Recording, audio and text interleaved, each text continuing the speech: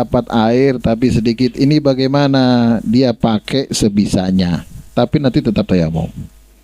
Jadi dia gunakan itu air untuk mandi, ya mungkin sebisanya berapa, nanti jadi dipakai semampunya, nanti sisanya tayamum.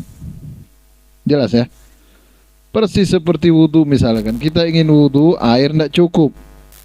Kita wajah kita basuh, tangan kita basuh, kepala kita usap, habis airnya. Tidak sempat untuk membasuh kaki. Gimana ini? Tayamum. Jelas ya? Seperti itu juga mandi. Kita mandi wajib. Tidak selesai, ada sisa separuh badan kita tidak kena air. Gimana tayamum itu? Jadi untuk bagian yang tidak terkena air ini, yang sebenarnya wajib kita basuh, itu nanti digantikan dengan tayamum. Jadi tayamum ini bisa untuk full wudu, bisa untuk sebagiannya. Kayak kena luka, itu kan sebagiannya. Ya, kita kena luka, ada kaki misalnya kena luka, ndak bisa kena air, ada perban, gimana?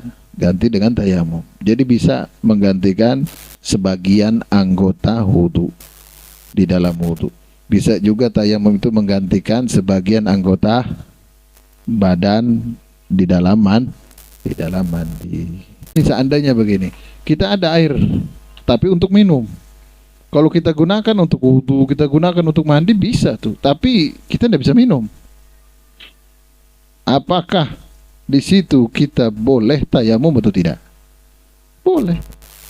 Kalau kata orang, kenapa kamu tayamum? Kan kamu kan ada air. Itu air ada, tapi untuk minum. Ya, kalau habis bahaya, bisa mati. Tidak bisa minum, bahaya tidak minum. Jadi melihat air itu bukan artinya setiap air ya.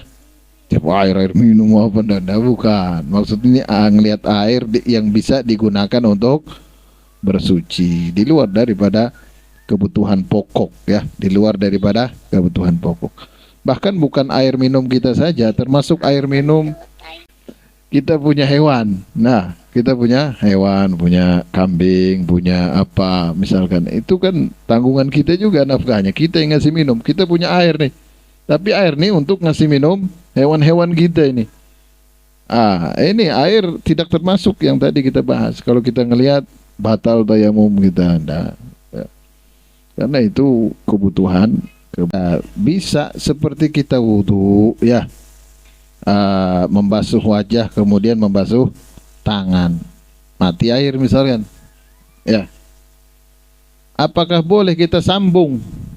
Boleh, tidak masalah, asalkan dia ini tidak termasuk daimul hadas ya. Tidak termasuk daimul hadas itu orang yang terus-menerus berhadas.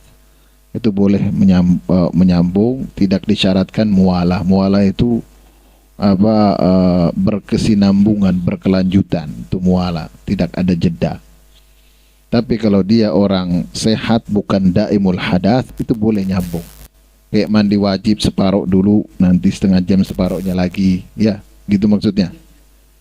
Itu bisa, asalkan dia orang sehat, ya, bukan daimul hadas. Kalau daimul hadas tidak bisa.